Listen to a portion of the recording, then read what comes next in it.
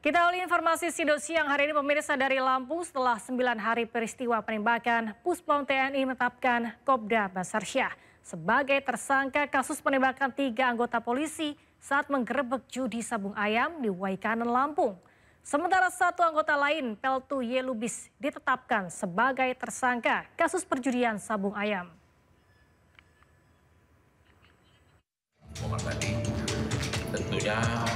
Setelah melakukan penyelidikan sepekan terakhir, tim penyidik Detasemen Polisi Militer Lampung menetapkan 2 anggota TNI sebagai tersangka dalam kasus judi sabung ayam di Waikanan, Lampung. Kopda Basarsyah ditetapkan sebagai tersangka kasus penembakan terhadap 3 anggota polisi hingga tewas dan dijerat dengan pasal 340 jungto pasal 338 KUHP tentang pembunuhan. Sedangkan Peltu Y. Lubis ditetapkan sebagai tersangka kasus perjudian sabung ayam dan dijerat dengan pasal 303 KUHP tentang perjudian. Kedua tersangka kini ditahan di Detasemen Polisi Militer Lampung. Pelaku penembakan adalah Kopda B dan yang bersangkutan sudah mengakui menembak 3 korban itu. Untuk Kopda B itu disangkakan pasal 340 dengan Yonto 338. Sementara untuk tersangka Peltu YHL itu adalah laporan polisinya disangkakan di pasal 303 KUHP. Penembakan yang dilakukan Kopda Basarsyah menyebabkan 3 anggota polisi terbunuh. Ketiganya adalah AKP Anumerta Lusianto, Kapolsek Negara Batin Aibda Anumerta Petrus Aprianto, anggota Polsek Negara Batin, dan Bribtu Anumerta M. Galib, anggota Polres Waikanan. Dari Bandar Lampung, Andres Afandi, iNews melaporkan. Pengacara kondang Hotman Paris Hutapea menginisiasi keluarga polisi korban penembakan judi sabung ayam untuk menyuarakan keluh kesah. Dengan berderai air mata, keluarga korban polisi yang ditembak oleh oknum TNI mencurahkan kepedihan hatinya karena di tengah pengusutan kasus muncul tuduhan kepada para korban. Mereka mengaku kecewa karena para korban dituduh menerima imbalan dalam judi sabung ayam. Hotman Paris mengatakan tidak akan mencampuri urusan tuduhan penerimaan imbalan oleh para korban. Namun Hotman akan terus membantu menyuarakan keluhan keluarga korban agar kasus ini cepat diusut tuntas. Hari setelah kejadian itu saya yang menunggu adik saya di Rumah Sakit Bayangkara di ruangan forensik sampai selesai otopsi. Diajak jalan-jalan di tempat dia dinas. Ada 2 videonya. Ketika kami sedang menunggu dari hari Senin sampai hari ini. 9 hari belum ada ketetapan tersangka dari pelaku. Kami bingung, kami harus kemana, kami harus mencari keadilan. Sedangkan adik saya itu polisi Kapolsek 31 tahun. Dia mengabdi sebagai polisi. Adikku itu tidak neko-neko. Anda tahu sendiri sudah viral adik saya miskin. Dia tidak punya rumah yang mewah. Kenapa adik saya setelah meninggal gugur di bulan suci Ramadan?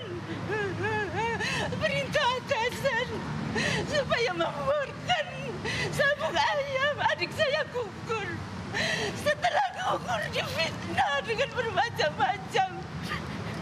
Fitnah, itu fitnah. Saya nggak ketemu bapak saya karena beliau kan dinas di Negara Batin yang memang daerahnya lumayan terpencil. 1 tahun saya nggak bertemu bapak saya pulang bapak saya sudah kaku di ruang otopsi. Saya anak satu-satunya. 1 tahun saya mau pulang, bapak saya udah nggak ada. Ibu tahu kejadian penembakan apa yang ibu dengar? Apa katanya turun dari mobil ditembak, gimana? Yang kamu dengar apa? Kebetulan bapak saya kan diperintah Pak dari Polres, pihak Polres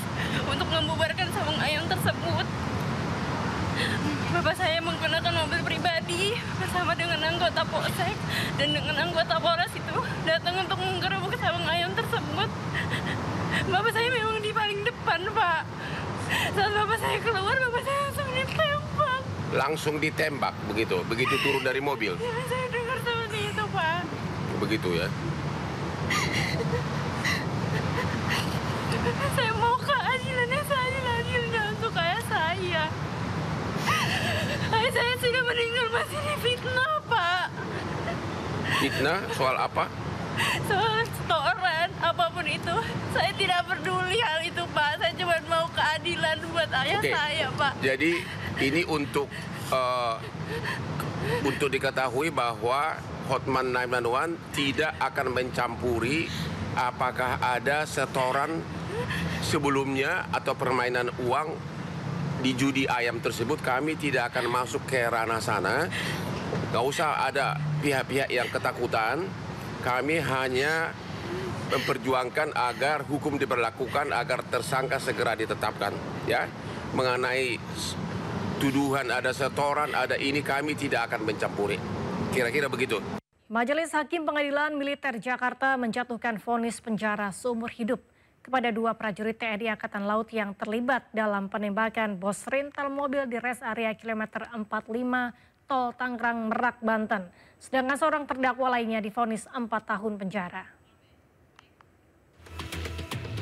2 terdakwa yang divonis penjara seumur hidup yakni Kelasi Kepala Bambang Apriatmojo selaku terdakwa 1 dan Sertu Akbar Adli selaku terdakwa 2.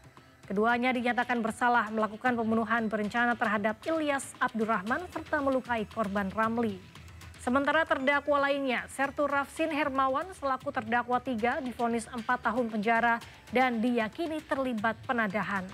Selain diberikan hukuman penjara, ketiga prajurit TNI AL tersebut juga dipecat dari keanggotaan TNI.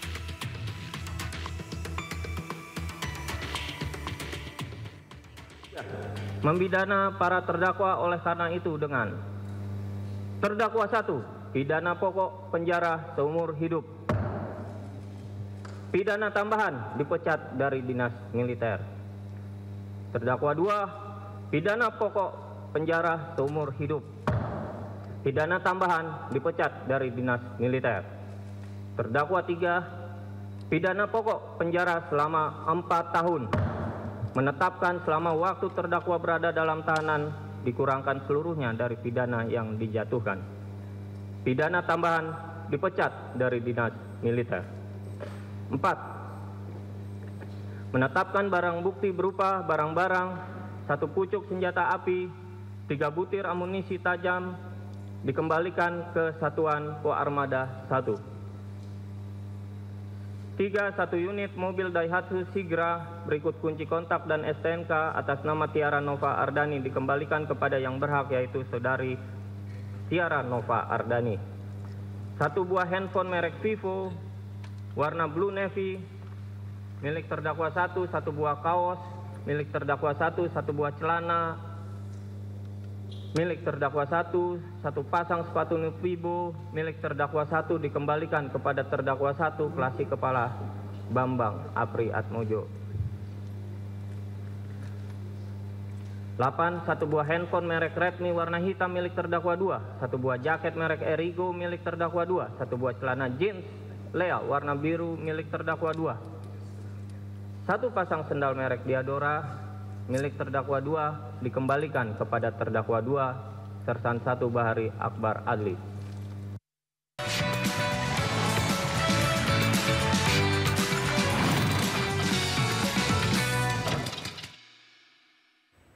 Kita beralih ke informasi seputar mudik. Pemirsa, 5 hari jelang Lebaran Idul Fitri 1446 Hijriah, gerbang tol Cikampek Utama, Purwakarta, Jawa Barat masih didominasi kendaraan pemudik, baik kendaraan pribadi maupun bus angkutan Lebaran.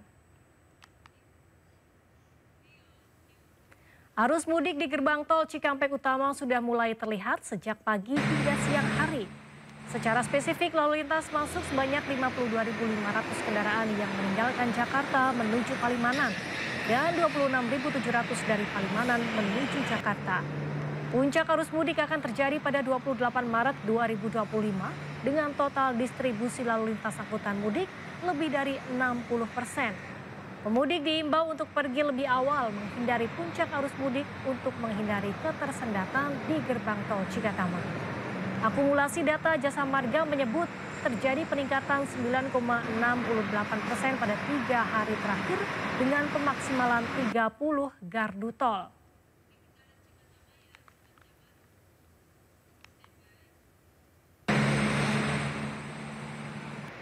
Dan pemirsa, untuk mengetahui seperti apa situasi terbaru pada arus mudik Lebaran hari ini, sudah bergabung rekan Camar Haenda yang melaporkan langsung dari gerbang tol Cikatama, Jawa Barat. Halo Camar, seperti apa situasi lalu lintas dari gerbang tol Cikatama? Ya, halo, selamat siang Galuh dan juga pemirsa. Saat ini situasi dan kondisi pada siang hari memang sudah mulai terpantau lebih ramai daripada pagi hari tadi. Biasanya Galuh dan juga pemirsa pukul 10 atau pukul 11 adalah jam-jam peralihan di mana bus antar kota, antar provinsi ini akan melintas di kawasan ini, terutama bagi mereka yang sudah beristirahat untuk sahur dan juga bersiap-siap untuk menuju ke kota tujuan. Dan benar seperti yang Galuh sampaikan tadi, terdapat 9,68% untuk diskresi dari keseluruhan data 3 hari terakhir, di mana ada 120.000 kendaraan yang sudah melintas menggunakan gerbang tol Cikampek Utama. Biasanya ini hanya berkisar 90 sampai dengan 110.000 saja. Dan data yang kami himpun, lalu lintas masuk menuju ke arah Palimanan dengan menggunakan gerbang tol Cikampek Utama sebanyak 52.500, sementara menuju Jakarta ada sebanyak 26.700. Kita bandingkan data tersebut memang sudah hampir 2 kali lipat lebih banyak dari mereka yang meninggalkan Jakarta. Itu artinya arus mudik ini sudah mulai meningkat intensitasnya, dan seperti diketahui bahwasanya puncak arus mudik akan terjadi pada 28 Maret. Namun kalau kita hubungkan dengan diskon tarif tol yang berlaku dari tanggal 24 sampai dengan tanggal 28 puncaknya. Artinya hari ini adalah hari yang ideal bagi pemirsa dan juga masyarakat untuk melaksanakan mudik karena tidak terlalu ramai. Kemudian juga diskon tarif tol masih terus berlaku sebesar 20%. Yang perlu diingat adalah saat Anda melakukan tap in dan juga tap out di gardu tol, sementara seperti yang disampaikan Galuh di sini ada 30 gardu tol, Anda harus menggunakan kartu e-money yang sama sehingga data Anda bisa tersirkulasi dan juga bisa terdeteksi dengan baik, dan Anda bisa mendapatkan diskon tarif tol sebesar 20% untuk golongan 1, 2, dan 3 dengan mekanisme tertentu. Tentunya akan ada perbedaan dari 80.000 sampai dengan 130.000 rupiah potongannya. Cukup hemat dan juga ekonomis. Dan bagi pemirsa yang hendak melintas di kawasan ini juga bisa beristirahat di kilometer 57. Galuh. Ya, Camar, pukul berapa biasanya yang menjadi favorit pemudik untuk melakukan perjalanan? Ya, Galuh, kami kurang bisa mendengar suara Anda, namun yang bisa saya sampaikan bahwa pada hari ini adalah cukup meningkat dibandingkan dengan hari kemarin yang biasanya 30.000 per hari, namun ini mencapai 52.000 lebih kendaraan yang melintas. Artinya dari 2 hari dan juga 1 hari terakhir kemarin ini kita sudah bisa melihat peningkatan yang cukup jelas. Sementara berkaitan dengan diskon tarif tol yang sudah disediakan oleh Jasa Marga, terdapat 30 gardu tol baik yang elektronik maupun juga manual, sehingga Anda bisa memanfaatkan gardu tol yang ada di Cikatama ini supaya untuk kemacetan ini bisa segera terurai. Nantinya juga akan ada penambahan 5 gardu tol yang masih kami pantau apakah nantinya akan dibuka atau tidak. Namun sejauh ini 30 gardu tol ini cukup untuk bisa mengakomodir kendaraan yang melintas baik dari dan ke Jakarta. Galuh. Baik, terima kasih rekan Camar Haenda yang telah melaporkan langsung dari gerbang tol Cikatama, Jawa Barat. Selamat bertugas kembali dan jaga keselamatan diri Anda. Pemirsa, 5 hari jelang Lebaran, stasiun Pasar Senen terus dipadati oleh pemudik. Hingga saat ini okupansi ketersediaan tempat duduk sudah terisi 99%.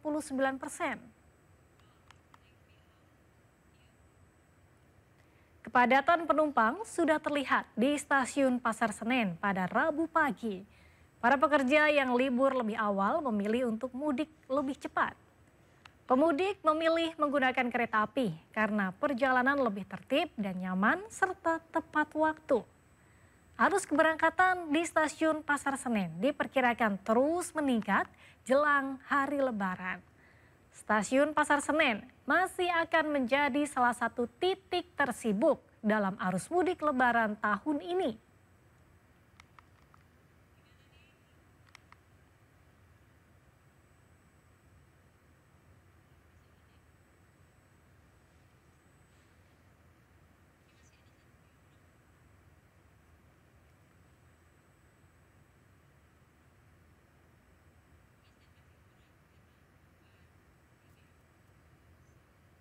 Ya, dari stasiun kita beralih ke pelabuhan. Pemirsa, arus pemudik di Pelabuhan Merak, Banten belum terjadi peningkatan signifikan dan antrean kendaraan masih kondusif.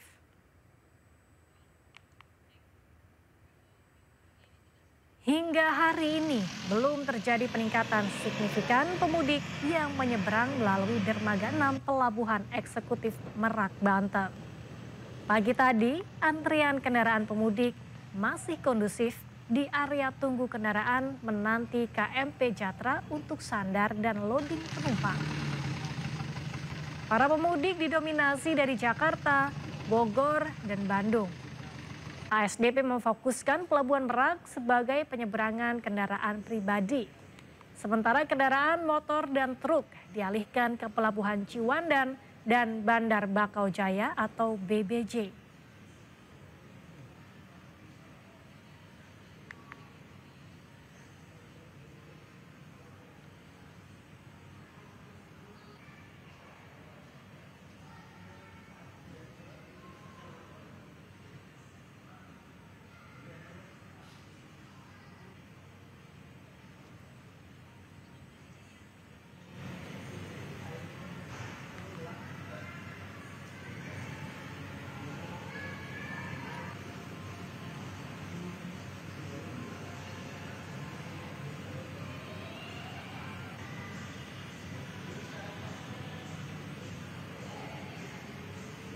Dan pemirsa, untuk melihat seperti apa pantauan dari kepadatan penumpang mudik di stasiun Pasar Senen, ada rekan Wenda Nura.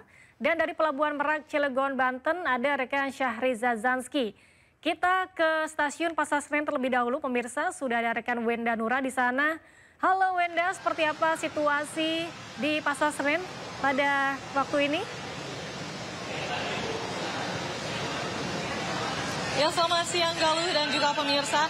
Situasi saat ini di stasiun Pasar Senen sudah sangat ramai dan peningkatan keramaian ini bisa dikatakan cukup signifikan jika dibandingkan dengan 2 hari sebelumnya. Dan terutama kepadatan ini jika mendekati jam keberangkatan kereta di area tempat saya berada saat ini, di area check-in dan boarding ini bisa dikatakan sangat padat, namun sejak pagi hari tadi bisa dikatakan masih cukup kondusif. Dan kepadatan ini dikarenakan ada tambahan perjalanan kereta api, Galuh dan juga pemirsa. Jika hari kemarin ada sebanyak 38 perjalanan kereta api yang berangkat dari stasiun Pasar Senen, namun per hari ini ada tambahan, yakni akan ada sebanyak 42 perjalanan kereta api jarak jauh yang akan membawa sebanyak 27.900 lebih penumpang. Dan tentunya dari pihak KAI ini sudah menentukan masa angkutan lebaran ini tanggal 21 Maret hingga 11 April mendatang. Namun justru ketersediaan tempat duduk atau ketersediaan tiket hingga tanggal 30 Maret nanti ini sudah hampir 100%. Dan ini artinya ketersediaan tempat duduk mungkin masih saja tersedia, namun sangat tipis sekali, Galuh dan juga pemirsa. Dan dari pihak KAI ini terus menghimbau kepada para pemudik yang akan melakukan perjalanan mudiknya dari stasiun Pasar Senen khususnya untuk datang lebih awal, minimal 60 menit sebelum jam keberangkatan. Hal ini untuk membantu proses boarding, karena memang sejak pantauan kami sejak pagi hari tadi memang pada saat boarding ini cukup ada antrean yang cukup panjang, sehingga memang disarankan untuk datang lebih awal untuk mempermudah proses boarding, dan juga disarankan untuk tidak membawa barang bawaan yang terlalu banyak. Hal ini juga tentunya untuk menambah keamanan dan juga kenyamanan bagi Anda pemirsa yang akan melakukan perjalanan mudiknya. Sementara itu, untuk Anda pemirsa yang akan melakukan perjalanan mudik di stasiun Pasar Senen juga, meskipun diminta untuk datang lebih awal, tapi Anda memiliki balita ataupun anak-anak, tidak perlu khawatir karena di stasiun Pasar Senen ini juga sudah disediakan tempat bermain anak yang tentunya ini bisa menjadi ruang tunggu bagi anak-anaknya. Sementara demikian, Galuh. Baik, terima kasih Wenda dari Pasar Senen. Kita akan beralih menuju ujung barat Pulau Jawa, atau tepatnya di Pelabuhan Merak, Cilegon, Banten. Dan seperti apa pantauan para pemudik yang akan menyeberang ke Pulau Sumatera? Ada Reza di sana. Halo Reza, bagaimana situasi pemudik di sana? Apakah sudah mulai ada peningkatan? Baik, Galuh dan juga pemirsa, selamat siang. Terkait kepadatan pemudik, memang hingga saat ini sedang parkir begitu sembari menunggu agar mereka bisa masuk ke Pelabuhan Eksekutif Merak pada hari ini. Dan bisa Anda lihat, Galuh dan juga pemirsa, seperti inilah situasinya. Memang ada beberapa kendaraan yang mayoritasnya didominasi dengan kendaraan pribadi dengan plat B, F dan juga D tentunya. Ini ingin menyeberang dari Pelabuhan Merak menuju ke Pelabuhan Bakaheni di Pulau Sumatera. Dan memang data ataupun informasi yang kami terima, kami masih menunggu yang terkini dari ASDP. Namun jika melihat dari Selasa 25 Maret kemarin, memang ada sekitar 67.000 orang yang sudah melakukan penyeberangan dari Merak ke Bakahuni. Sementara untuk kendaraan yang sudah diseberangkan oleh ASDP, yakni sebanyak ataupun sekitar 14.000 kendaraan pribadi dan beberapa kendaraan lain seperti bus maksudnya, dan juga beberapa kendaraan lainnya. Dan memang pada tanggal yang sama pihak ASDP juga mengoperasikan lebih dari 40 unit kapal tentunya untuk mengakomodir para pemudik yang ingin menyeberang dari Merak menuju ke Bakahuni. Dan untuk diketahui juga, Galuh dan juga pemirsa, memang kepadatan ini seringkali terlihat pada pukul malam hari hingga pagi hari, namun memang diprediksi pada H-3 nanti akan terjadi puncak arus mudik, sehingga nanti kami masih menunggu seperti apa tingkat kepadatannya. Namun yang lebih jelas adalah sejak H-10 hingga saat ini ada sekitar maksudnya lebih dari 250.000 penumpang yang sudah diberangkatkan dari Merak dan juga Bakahuni. Terkait dengan mengantisipasi lonjakan dan mengurai kepadatan, ada beberapa kebijakan dari ASDP bersama pihak tol tentunya, seperti memperlakukan ganjil genap oleh pihak kepolisian dari tol Tangerang menuju ke arah Merak, di mana ini berlaku pada tanggal 27 Maret hingga pas Idul Fitri tentunya. Namun bisa dipastikan nantinya para pengemudi yang tidak sesuai plat nomornya ini akan diarahkan ke jalur arteri. Dan memang untuk Pelabuhan Merak sendiri, Galuh, hanya difokuskan untuk kendaraan pribadi, dan untuk kendaraan motor lainnya dan truk bermuatan besar dialihkan ke Pelabuhan Ciwidan dan juga Pelabuhan BBJ tentunya. Namun bisa dipastikan data terakhir ada lebih dari 67.000 orang yang sudah diberangkatkan, dan ada 14.000 kendaraan yang sudah diseberangkan dari Merak menuju Bakahuni. Sementara itu, Galuh, kembali ke Anda. Baik, terima kasih Sahreza Zanski melaporkan langsung dari Pelabuhan Merak, Cilegon, Banten. Dan sebelumnya ada rekan Wenda Nura yang melaporkan langsung dari Stasiun Pasar Senen. Terima kasih rekan-rekan, selamat bertugas kembali. Ya, kita menuju informasi berikutnya. Sementara itu, jelang Lebaran, pada 5 hari jelang Lebaran, pemudik yang menggunakan sepeda motor sudah meramaikan Pelabuhan Ciwandan, Kota Cilegon, Banten. Volume kendaraan pemudik yang menyeberang menggunakan sepeda motor di Pelabuhan Ciwandan, Kota Cilegon, Banten mulai meningkat dibandingkan dengan pada siang hari. Pasalnya pengendara roda 2 yang akan pulang kampung biasanya melakukan perjalanan saat malam hari untuk menghindari cuaca panas.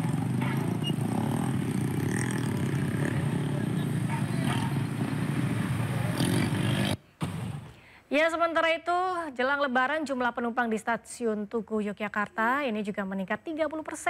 Sebagian besar penumpang adalah mahasiswa yang memilih pulang kampung lebih awal.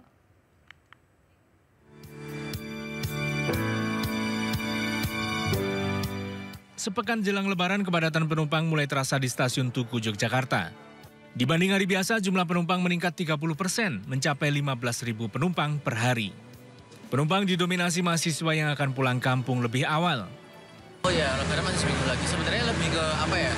Pengen menghabiskan waktu sama keluarga aja sih. Gitu aja. Jadi waktu sama keluarga lebih banyak ya mas ya? Jadi tujuan mudik kemana mas? Ke Jawa Timur. Daop 6 Yogyakarta telah menjual 290.000 tiket atau 70% dari kapasitas yang disediakan, yakni 411.000 tiket. Pada libur Lebaran kali ini, Daop 6 Yogyakarta menyediakan 25 kereta reguler dan 11 kereta tambahan. Dari Yogyakarta, Gali Wisma, iNews melaporkan. Ya pemirsa, meski pemerintah mengumumkan diskon harga tiket pesawat pemudik, masih mendapati harga tiket yang mahal. Bahkan warga Batam memilih mudik melalui Malaysia dan Singapura karena harga tiket lebih murah separuh dari tiket domestik.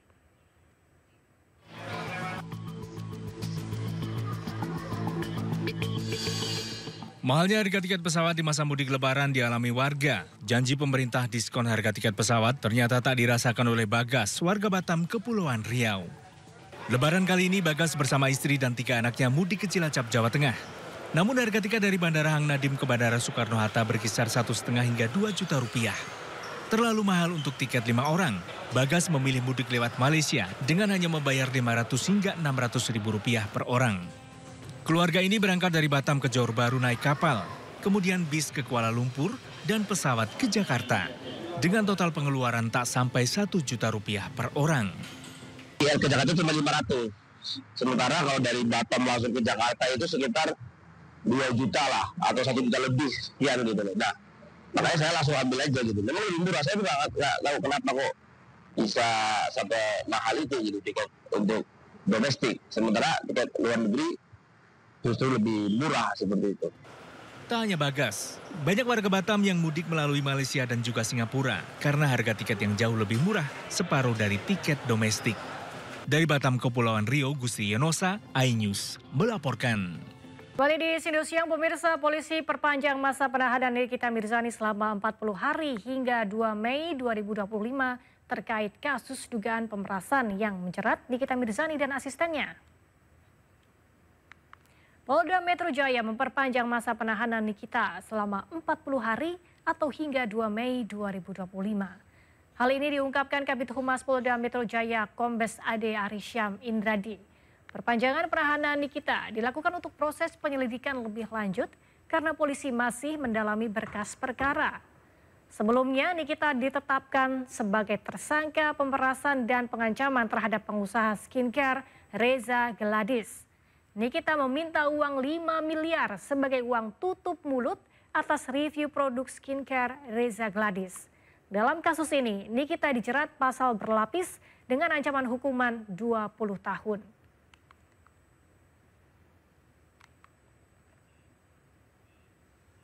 Ya, kita beralih, ada kisah pilu pemirsa datang dari Tangerang Selatan, Banten. 2 kakak beradik rela menjual ginjal demi membebaskan ibunya yang ditahan atas tuduhan mencuri. Polisi kini menangguhkan penahanan sang ibu usai kasus tersebut jadi perhatian publik.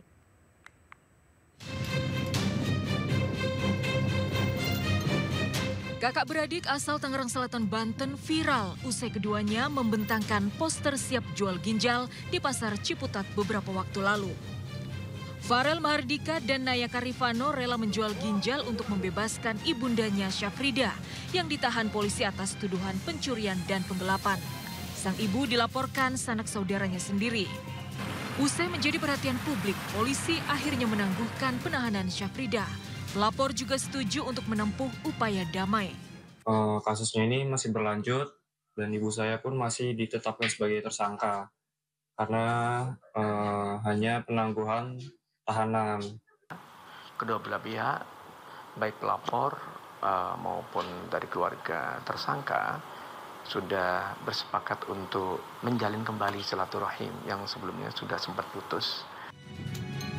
Di bulan Ramadan ini, Syafrida kini akhirnya bisa berkumpul dengan 2 putra tercintanya.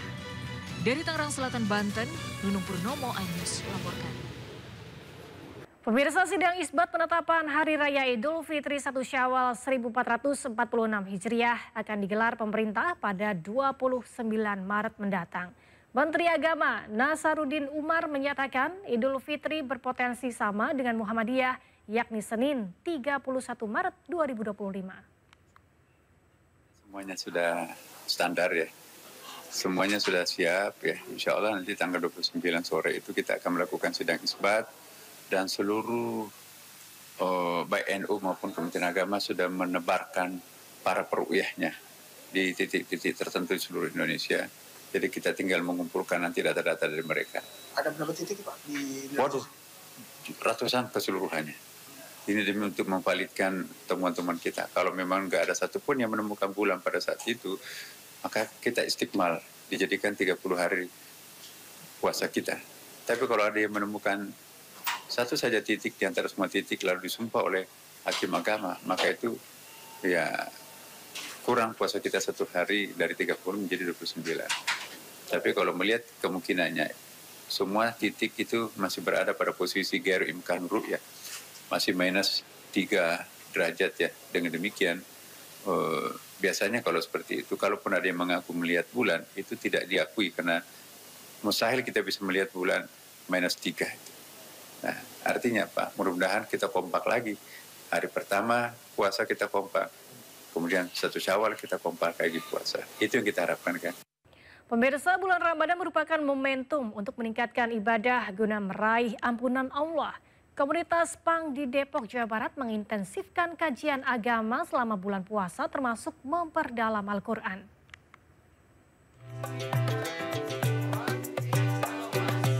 Ramadan adalah bulan penuh rahmat dan ampunan dari Allah Subhanahu wa Ta'ala. Karena itulah, setiap Muslim memiliki spirit untuk berlomba dalam kebaikan dan meningkatkan ibadah, karena Allah melipat gandakan pahala setiap amalan, termasuk komunitas PANG di Depok, Jawa Barat. Tiada hari tanpa membaca Al-Quran dan menghadiri kajian agama bersama Ustadz. Melalui pengajian rutin yang digagas Yayasan Komunitas Remaja Cinta Masjid, Basnas, dan Tasawuf Underground, mereka ingin memperdalam pemahaman tentang Islam serta belajar membaca kalam ilahi. Bukan karena cuma bulan Ramadan doang, emang setiap hari Kamis selama saya di sini udah 3 tahun rutin menjalani kegiatan pengajian ini. Cuman kalau yang baca Quran baru-baru berapa bulan yang lalu, jadinya makanya tadi baru bisa itu. Emang juga saya ngusulin pengen bisa baca Quran, bukan cuman bisa latihnya doang. Kan saya juga sempat ngapalin surat Ar-Rahman, cuman baca latihnya doang, nggak bisa baca huruf Arabnya. Jadi saya usulin pengen ngaji sambil baca Iqra biar bisa baca Quran. Jadi suatu saat misalnya orang tua nggak ada, bisa baca Yasin. Sang pembimbing Ustadz Prayitno mengatakan pengajian bersama komunitas PANG telah berjalan selama 4 tahun dan peserta datang secara ikhlas atau kerelaan. Ngaos atau ngaji on the street diikuti oleh mereka yang ingin bertaubat, kembali ke jalan Allah agar menjadi pribadi muslim yang lebih baik di mata Allah dan bermanfaat bagi manusia. Dari Depok, Jawa Barat, Tim Liputan melaporkan. Beberapa hari menjelang Hari Raya Idul Fitri, komunitas Muslim di Hong Kong menggelar buka puasa bersama di Masjid Konsulat Indonesia dan Victoria Park. Berkumpul bersama dengan warga Indonesia di rantau menjadi penawar rindu kampung halaman sekaligus memperkuat silaturahmi.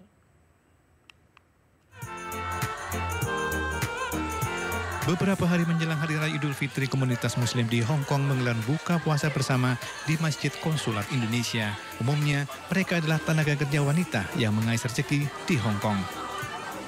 Buka puasa bersama diprakarsai oleh Perhimpunan Muslim Indonesia di Hong Kong bersama salah satu lembaga amal.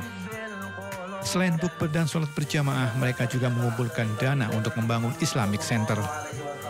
Selain sosialisasi, Islamic Center nantinya difungsikan sebagai pusat kajian Islam di Hong Kong. Selain di Konsulat Indonesia, buka puasa bersama juga digelar di Victoria Park. Nah, dari situlah kita meyakinkan bagaimana kesendirian ini tergantikan dengan keberadaan kita bahwa kita adalah satu keluarga di sini. Kita sama-sama merindukan keluarga kita sama-sama sendiri, tapi karena kita bersatu, maka inilah keluarga kita untuk menghadapi semua tantangannya. Imam Besar Masjid Kowloon, Hong Kong, Muhammad Arsyad mengatakan ada sekitar 300.000 Muslim yang tinggal di Hong Kong. Mereka datang dari berbagai latar belakang, namun bersatu dan kompak saat menunaikan ibadah, termasuk selama Ramadan dan menyambut Idul Fitri. Tim Liputan melaporkan. Ada kembali menyaksikan Sidosia pemirsa, masih seputar arus mudik. Volume kendaraan arus mudik di rest area kilometer 57 tol Cikampek masih normal. Peningkatan kendaraan hanya mengalami sebesar 20%. Sejak Selasa kemarin, kilometer 57 sudah terpantau ramai oleh para pemudik yang akan melanjutkan perjalanannya menuju arah Trans Jawa. Rest area kilometer 57 sudah mengalami lonjakan kendaraan sebesar 20% dibandingkan dengan hari biasanya. Total kendaraan yang melintas masih di bawah 20.000 kendaraan per harinya. Diperkirakan kenaikan signifikan akan terjadi di H-3 Lebaran, yakni tanggal 28 Maret 2025. Masjid. Kami ulangi, berita panggilan kepada... Berdasarkan surat keputusan bersama atau SKB, skema one way dari kilometer 70 Cikampek Utama hingga kilometer 414 Kalikangkung akan dilakukan mulai Kamis 27 Maret 2025. Namun skema one way bersifat kondisional melihat laporan lalu lintas di titik pantau. Kepala Korlantas Polri Irjen Pol Agus Suryo Nugroho mengatakan titik pantau untuk menentukan kebijakan kontraflow dan one way jalur tol Trans Jawa ada di beberapa titik. Salah satunya di kilometer 50 tol Jakarta Cikampek. Jika jumlah kendaraan sudah mencapai 5.500 per jam, maka akan diberlakukan kontraflow satu lajur. Jika sudah ada di angka 6.400 per jam, akan diberlakukan kontraflow dua lajur. Kemudian lajur ketiga akan dibuka ketika kendaraan mencapai angka 7.400. Titik pantau berikutnya di kilometer 71 jika kendaraan yang melintas lebih dari 6.200 per jam, maka akan diberlakukan one way. Indikator daripada kontraflow dan one way itu sudah jelas. Kalau kontraflow itu radar yang di kilometer 50 itu sudah 5.500. 5.500 baru nanti kami dengan Pak Dirut akan memberlakukan kontraflow satu lajur. Ya, satu lajur. Bila sudah 6.400 1 jam berturut-turut radar di kilometer 50, kami akan berlakukan kontraflow lajur 2. Sampai ketiga itu 7.400 berturut-turut 1 jam. Namun demikian, apabila di kilometer 71 di sana ada radar, nanti pihak Jasa Marga menginformasikan traffic yang sudah melintasi di KM 70 itu sudah 6.200, nanti akan kita berlakukan one way.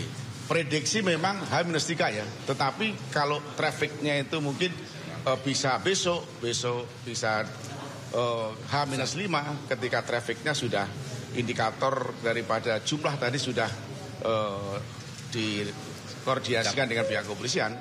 Perjalanan mudik Lebaran tidak hanya dilalui oleh para pengendara mobil, pemotor juga tidak mau ketinggalan meramaikan perjalanan mudik Lebaran.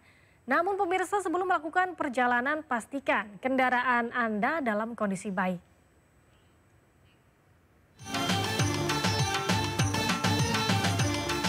Mudik dengan motor menjadi opsi favorit bagi banyak orang karena lebih praktis dan terjangkau secara biaya. Namun perjalanan jauh dengan motor membutuhkan persiapan matang agar perjalanan aman dan nyaman. Berikut ada 5 tips yang dapat membantu Anda mudik naik motor dengan aman ke kampung halaman.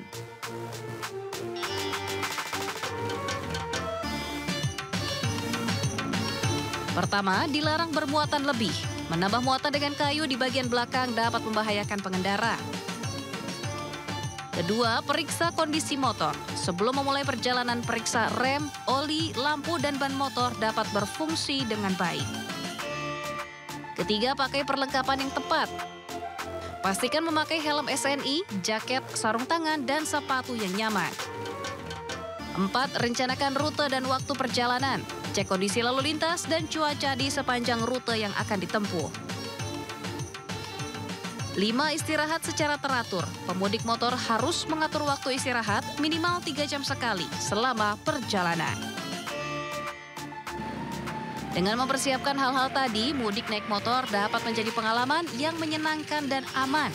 Jangan lupa untuk selalu berhati-hati dan menjaga keselamatan selama di perjalanan. Tim Liputan iNews melaporkan. Pemirsa, 5 hari jelang Idul Fitri, lalu lintas Lingkar Gentong, Tasikmalaya masih terpantau lancar. Petugas kepolisian akan melakukan rekayasa lalu lintas jika terjadi peningkatan volume kendaraan di beberapa titik rawan kemacetan. Sejumlah titik di kawasan Gentong, Jawa Barat yang rawan terjadi kemacetan dan penumpukan kendaraan berada di Simpang 3 Pamoyanan, Simpang 3 Sukamantri, dan Simpang 3 Panyusuhan. Rekayasa lalu lintas pengalihan arus one way akan diberlakukan pihak kepolisian Polres Tasikmalaya Kota jika volume kendaraan mulai meningkat di sejumlah titik rawan kemacetan. Untuk menunjang kelancaran arus lalu lintas, pihak kepolisian juga membuka call center 110 bagi para pemudik agar dapat memberikan aduan terkait kendala lalu lintas yang ditemukannya.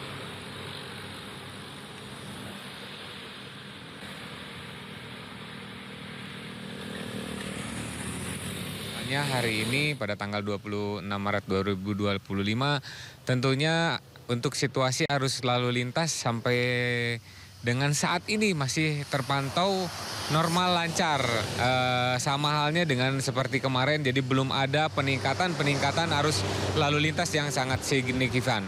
Dan untuk pelaksanaan rekayasa lalu lintas nanti kita akan melihat daripada ada tingkatnya kenaikan volume kendaraan, apakah itu di persimpangan Pamoyanan, Sukamantri ataupun Panyusuhan kita akan melakukan CB pengalihan arus. Lebaran kian dekat, arus mudik juga mulai terasa di sejumlah lokasi. Dan pemirsa, kita akan pantau langsung pergerakan pemudik di rest area kilometer 102 Tol Cipali, Jawa Barat. Sudah ada rekan AKP Eni Santoso dari NTMC Polri. Halo AKP Eni, bagaimana pantauan arus mudik saat ini? Apakah sudah ada peningkatan kendaraan?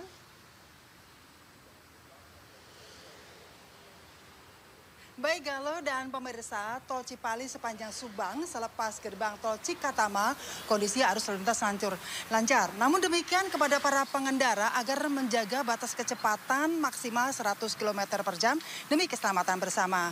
Dan saat ini untuk mengantisipasi penyempitan ruas jalan di kilometer 123 dari 3 lajur menjadi 2 lajur, diharap kepada para pengendara agar mengurangi batas kecepatan di titik kawasan ini.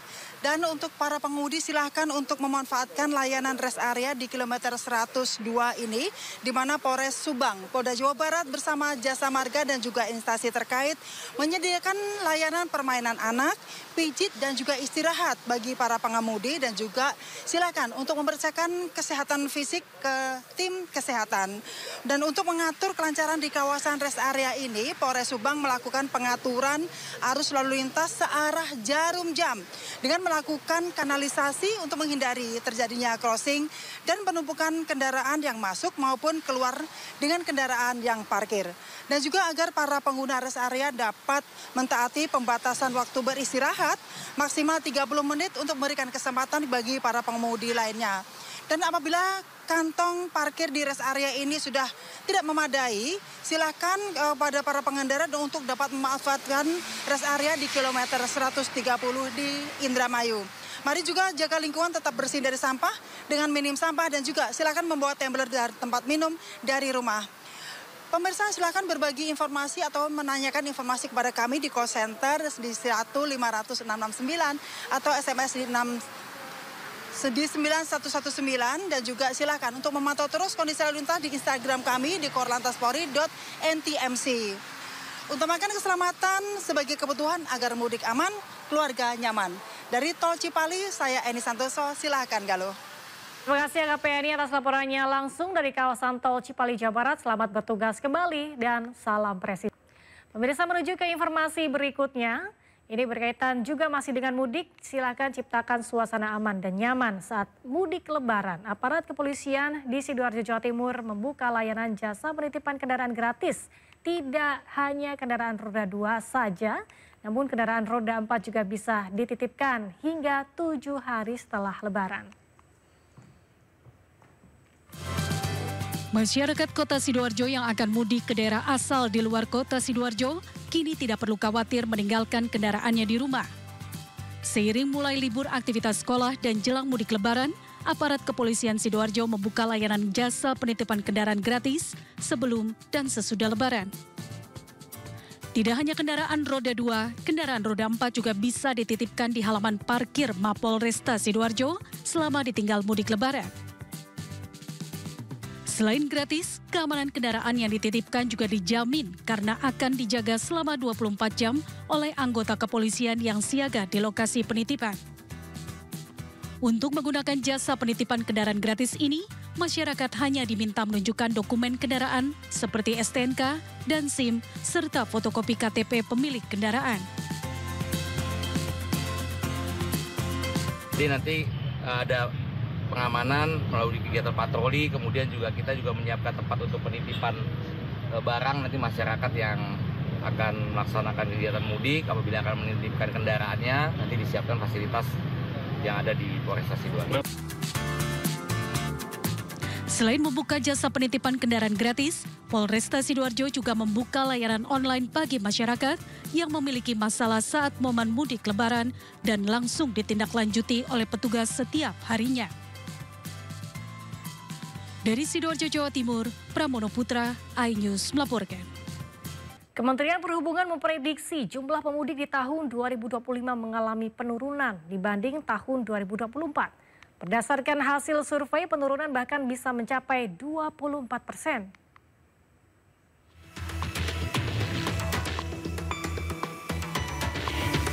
Kementerian Perhubungan Kemenhub memprediksi jumlah pemudik pada Lebaran 2025 bakal turun. Berdasarkan hasil survei Badan Kebijakan Transportasi Kementerian Perhubungan bersama akademisi, penurunan bahkan bisa mencapai 24%. Jumlah pemudik Lebaran 2025 diperkirakan 146,48 juta orang, turun dibandingkan tahun lalu yang mencapai 193,6 juta pemudik. Meski realisasi di lapangan potensi pergerakan masyarakat bisa berbeda, tergantung situasi dan kondisi yang mempengaruhi keputusan akhir pemudik. Dengan turunnya jumlah pemudik, Kamar Dagang dan Industri atau Kadin Indonesia memprediksi perputaran uang juga akan menurun pada libur Lebaran 2025. Jika tahun lalu asumsi perputaran uang mencapai 157,3 triliun rupiah, maka tahun ini diprediksi turun menjadi 37,9 triliun rupiah. Diduga angka penurunan daya beli masyarakat berdampak pada anjloknya proyeksi jumlah pemudik Lebaran tahun ini. Selain itu, data Kementerian Ketenagakerjaan atau Kemenaker menyebut awal tahun 2025 lebih dari 50.000 pekerja terdampak pemutusan hubungan kerja. Penurunan jumlah pemudik tak hanya mencerminkan perubahan pola mobilitas masyarakat, namun juga menjadi sinyal gejolak ekonomi nasional. Pemirsa, Presiden Prabowo Subianto memastikan kondisi ketahanan pangan nasional tetap aman dan stabilitas harga bahan pokok terus dipantau secara ketat oleh pemerintah jelang Idul Fitri, meski harga komoditas pangan masih terpantau mengalami kenaikan.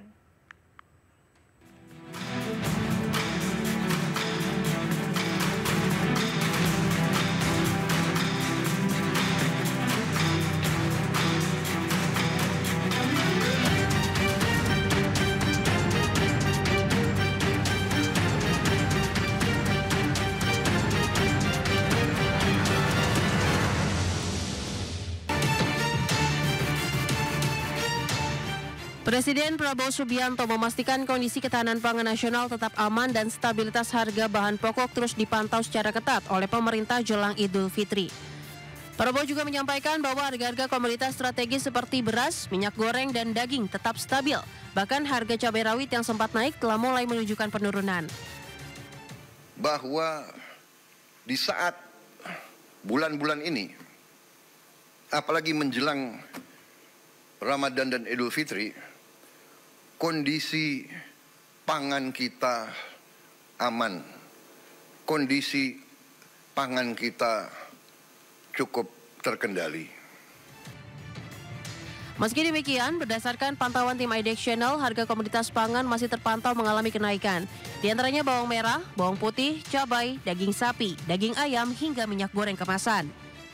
Di Pasar Minggu Jakarta Selatan, harga daging sapi mengalami peningkatan yang signifikan. Kenaikan harga daging ini sudah terjadi sejak 3 hari lalu. Diperkirakan harga daging sapi akan terus naik hingga Rp170.000 per kilogram. Bang sapi menjelang sekitar 16 Pak.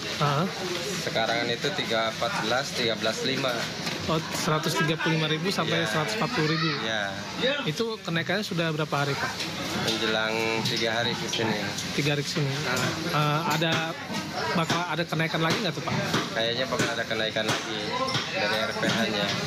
Oh, itu kenaikan dari 5.000 Pak ya? Iya. 135.000 sampai 140. Puncaknya berapa sih Pak harga Pak? Bisa diperkirakan Pak? Sekitar 16-17 Pak. Masyarakat berharap pemerintah mampu menjaga stabilitas harga pangan di tengah melemahnya daya beli masyarakat.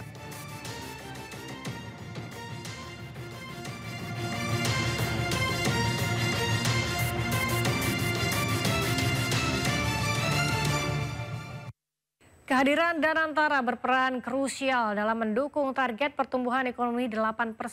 Bahkan Danantara digadang-gadang menjadi pengelola aset negara terbesar ke-7 di dunia. Pemerintah sepakat untuk meningkatkan daya saing industri di Indonesia, salah satunya dengan hadirnya Badan Pengelola Investasi Danantara. Untuk itu Presiden Prabowo Subianto dengan tegas meminta investasi Danantara dikelola secara transparan, akuntabel dan berintegritas dan terhindar dari praktik korupsi. Terlebih lagi, Danantara akan mengelola aset negara dan dividen BUMN yang jumlahnya mencapai lebih dari 8.939 triliun rupiah. CEO Danantara Rosan Ruslani menegaskan menjadi pintu masuk Indonesia menjadi pemain di kancah investasi internasional. Tentunya ada hilirisasi, ada healthcare, ada digital economy, and food security. Ada food security. Yang penting kembali lagi masuk ke dalam kriteria dan parameter yang kita bikin, ya, dari segi return, dan seperti yang saya sampaikan tadi dan yang lain-lain dari segi resikonya, kemudian dari penciptaan lapangan pekerjaannya, dari penciptaan ekspor, penurunan impor. Dan yang paling penting juga investasi kita lakukan memang kita punya daya saing gitu. Jangan sampai kita melakukan investasi ternyata daya saingnya tuh tidak baik. Jadi kita juga tidak bisa berkompetisi secara sehat gitu ya. Rosan menambahkan, usai diumumkan susunan pengurus Danantara, kini Badan Pengelola dalam Induk PT Biro Klasifikasi Indonesia atau BKI ini memiliki nilai tambah yang cukup menjanjikan, termasuk nilai investasi yang dikelola harus dipastikan dapat memberikan dampak nyata bagi perekonomian, kesejahteraan masyarakat, pengentasan kemiskinan, ketahanan pangan, hingga menciptakan lapangan pekerjaan yang berkualitas.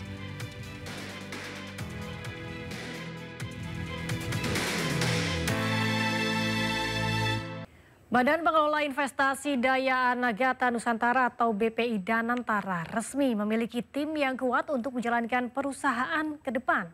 Danantara juga telah membidik sektor investasi diantaranya ketahanan pangan, ketahanan energi, pengolahan bahan mentah menjadi produk jadi hingga pemasarannya.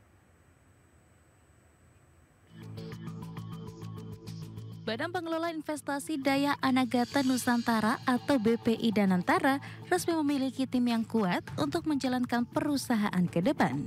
Selain itu, Danantara juga telah menyusun strategi investasi yang bakal disasar di tahun pertama kemunculannya. Chief Investment Officer Danantara, Pandu Syaril mengungkapkan, ada beberapa fokus Danantara yakni yang menjadi agen pertumbuhan ekonomi, menciptakan lapangan kerja, mengelola manajemen risiko dan imbal hasil dari investasi. Pandu menyebut pihaknya telah membidik sektor investasi yang menurut Danantara menarik. Adapun sektor investasi tersebut diantaranya ketahanan pangan, ketahanan energi, pengolahan bahan mentah menjadi produk jadi hingga pemasarannya. Yang menurut kami menarik buat tahun ini nih, satunya tentu yang mengenai food security, kedua mengenai energy security, ketiga mengenai downstreaming, karena menurut saya downstreaming sekarang menarik. Dan kemudian mengenai digital infrastruktur. Ini adalah hal-hal di mana memang banyak sekali interest untuk berinvestasi dan juga ini adalah bagian dari peningkatan ekonomi kita ke depan.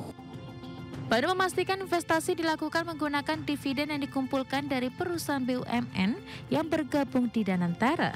Untuk itu, peran tim keuangan Danantara sangat penting dalam memastikan dana-dana tersebut diparkirkan dengan baik dalam jangka panjang.